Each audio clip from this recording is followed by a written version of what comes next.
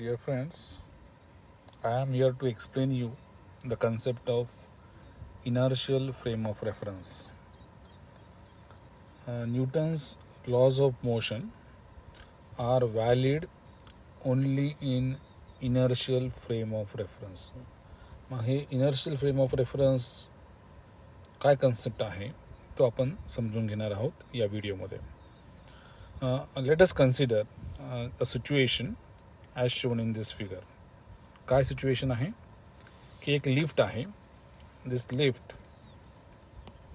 किंवा एलिव्हेटर म्हणूया आपण, एलिव्हेटर किंवा लिफ्ट ही एका केबलने बांधलेली आहे वरती. हा केबल आहे किंवा रोप आहे असं आपण समजूया. केबल किंवा रोप आहे किंवा दोरी आहे असं समजूया. आणि ही लिफ्ट बांधलेली आहे, परंतु अचानक आणि या लिफ्टमध्ये there is one person. Let us say this person is mister x. आणि खाली एक पर्सन आहे. Let us say that person is mister Y. तर हा मिस्टर एक्स आहे आणि या जमिनीवरती एक मिस्टर वाय आहे. आता मिस्टर एक्स हा लिफ्टमध्ये आहे आणि मिस्टर वाय हा जमिनीवरती आहे. आणि हा रोप तुटल्यामुळे, ब्रेकिंग ऑफ द रोपमुळे काय होणार, ही धाडकीने आदळणार. काय आदळणार, लिफ्ट खाली धाडकीने आदळणार. म्हणजे ही लिफ्ट अशी येणार खाली धपाक धपाक आणि जमिनीवरती धपाकने पडणार. आपल्याला आता हे मोशन कन्सिडर करायचं की ती लिफ्ट जमिनीवर येऊन आदळते आहे. आणि ह्या उदाहरणावरनं आपण कन्सेप्ट शिकणार आहोत inertial frame of reference. Inertial frame of रेफरन्समध्ये मोशन आणि ॲक्सेलरेशनचा कन्सेप्ट आपण टाकणार आहोत आणि त्यामध्ये Newton's laws of motion fit करणार आहोत. म्हणजे कसं, तर आता आपण एक लॅम्प आहे त्या लिफ्टमध्ये, त्याच्या फोर्सचं डिस्ट्रीब्युशन बघणार आहोत. तर आपण जर बघितलं तर लॅम्प ही अशा पद्धतीने लोंबकळलेली आहे. So that is because of tension. म्हणजे दोन फोर्सेस आहे लॅम्पवरती. एक फोर्स जो आहे, ह्या लॅम्पचा फोर्स आहे T tension. This is a tension off the rope which is putting this lamp in place. आणि दुसरा जो फोर्स लॅम्पवरती आहे तो वेट आहे. आता आपण Newton's law of motion, first law of motion जर या लॅम्पला लावलेला आहे आणि तो ह्या माणसाच्या, जो माणूस मिस्टर एक्सच्या दृष्टिकोनातून लावला, मिस्टर एक्स जो आहे तो लॅम्पला ॲनालिसिस करतो आहे. म्हणजे तो मिस्टर एक्स लॅम्पकडे बघतो आहे आणि तो त्याचे फोर्स ॲनालिसिस करतो आहे आणि न्यूटनचा फर्स्ट लॉ त्याला अप्लाय करतो आहे. तर न्यूटनचा फर्स्ट लॉ ऑफ मोशन काय सांगतो, तर न्यूटनचा फर्स्ट लॉ ऑफ मोशन सांगतो की जर ॲक्सलरेशन 0 असेल तर नेट फोर्स 0 असतो. तर न्यूटनचा फर्स्ट लॉ काय सांगतो की नेट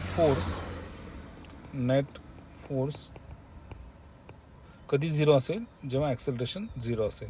आता नेट फोर्स, आता मिस्टर एक्सच्या हिशोबाने लॅम्प काही ॲक्सलरेट होत नाही, right.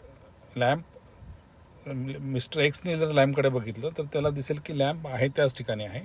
It is not going to accelerate. त्याचे ॲक्सलरेशन 0 आहे मिस्टर एक्सच्या दृष्टिकोनातून. म्हणजेच मिस्टर एक्सच्या दृष्टिकोनातनं the net force on the lamp is 0. आता net force on the lamp काय आहे, तर net force on the lamp हा W, that is the force which is acting downwards, minus the tension which is the force acting upwards, हा net force आहे, that is equal to 0. याच्यावरनं काय सिद्ध होतं की W is equal to T. म्हणजे जितकं वेट आहे तेवढंच टेन्शन आहे. W is equal to T असं सिद्ध होतं.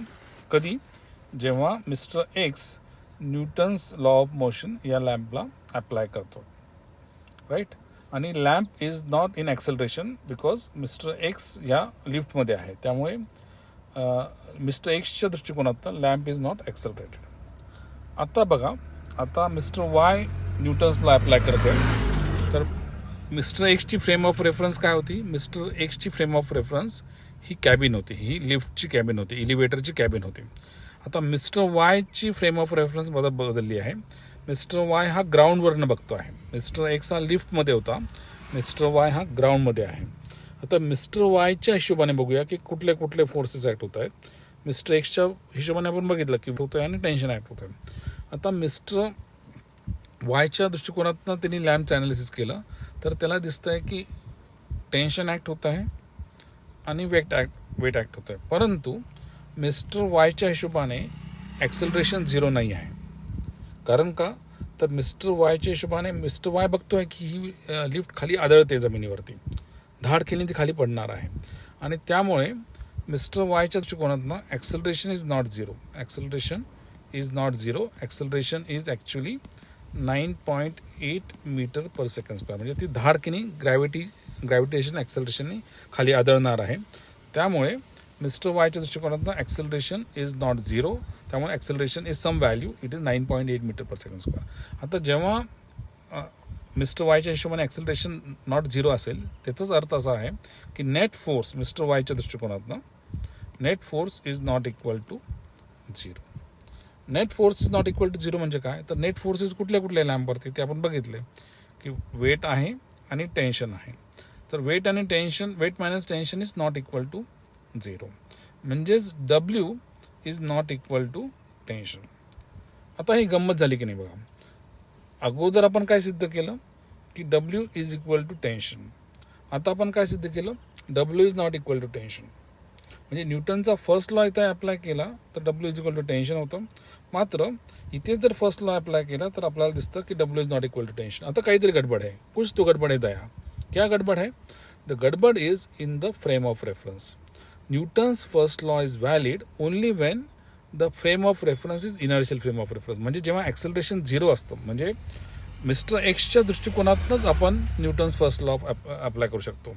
मिस्टर एक्सच्या दृष्टिकोनातून न्यूटन्स फर्स्ट लॉ अप्लाय केला तर आपल्याला रिझल्ट बरोबर दिसतात की W is equal to T. म्हणजे इनर्शियल फ्रेम ऑफ रेफरन्समध्ये Newton's law of motion valid असतो.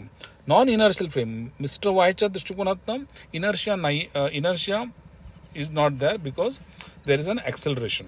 So there is an acceleration, so we cannot apply the Newton's law of motion as it is. आणि त्यामुळे आपल्याला जे रिझल्ट दिसले की W is not equal to tension. Okay, आणि त्यामुळे तुम्हाला जर न्यूटन्स लॉ इथे अप्लाय करायचा असेल नॉन इनर्शियल फ्रेम ऑफ रेफरन्समध्ये तर तुम्हाला एक इमॅजिनरी फोर्स इमॅजिन करावा लागतो which is called as a pseudo force.